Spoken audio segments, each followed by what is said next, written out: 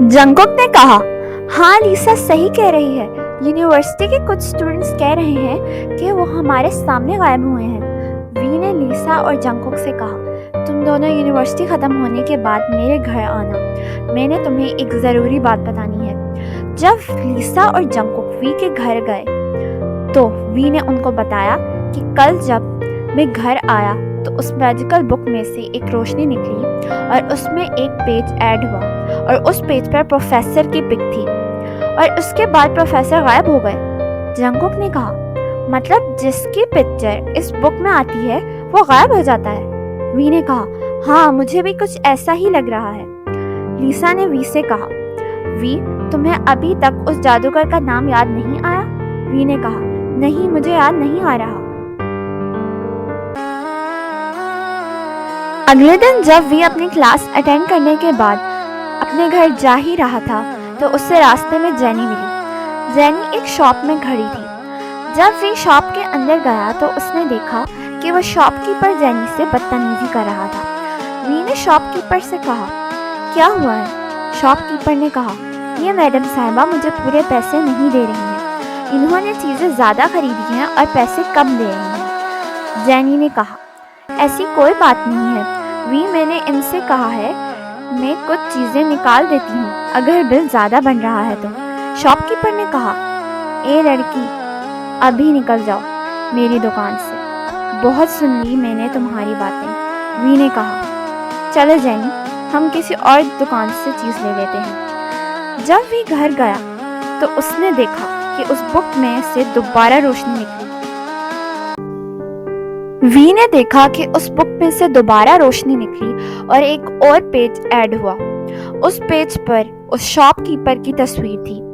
We ने कहा, oh no, लगता है वो शॉपकीपर भी गायब होने वाला है।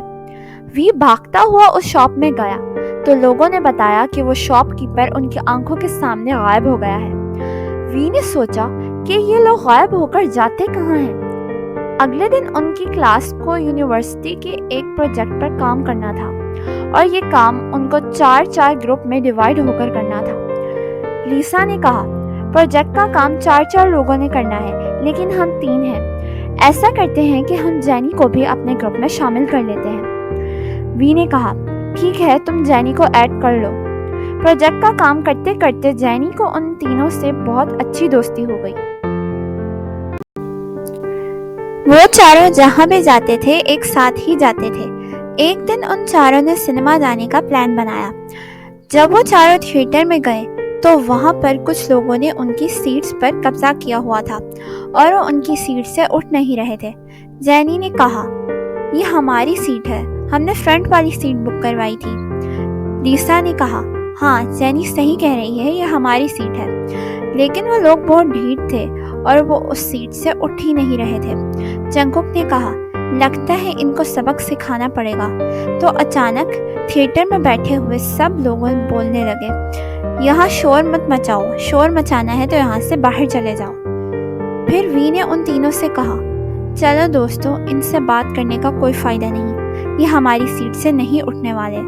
फिर वो चारों थिएटर से बाहर चले गए। जंगकुक ने कहा, अचानक थिएटर में इतनी खामोशी कैसे हो गई? जब उन्होंने अंदर जाकर देखा तो सब लोग जो थिएटर में बैठे थे गायब हो चुके थे। ये सब देखकर जेनी बहुत घबरा गई। लिसा ने कहा, लगता है ये लोग भी उस बुक में चले गए हैं। जेनी ने कहा, कौन सी बुक? तो वी ने जेनी को भी सब कुछ बता दिया। तो जेनी ने कहा, तो तुम्हें नहीं पता कि वो जादूगर कौन था जिसने ग्रैंडपा को ये बुक तुम्हें देने को कहा था? वी ने कहा, नहीं, मैं अभी तक पता नहीं लगा पाया। वी ने जब घर जाकर देखा तो एक पेज उस बुक में और ऐड हो गया और उस बुक पर उन सब थिएटर के लोगों की तस्वीर थी। अभी वी उस बुक को देख ही रहा था कि उसकी बुक में से एक छोटा सा लेटर मिला। आपको क्या लगता है कौन सा लेटर होगा वो?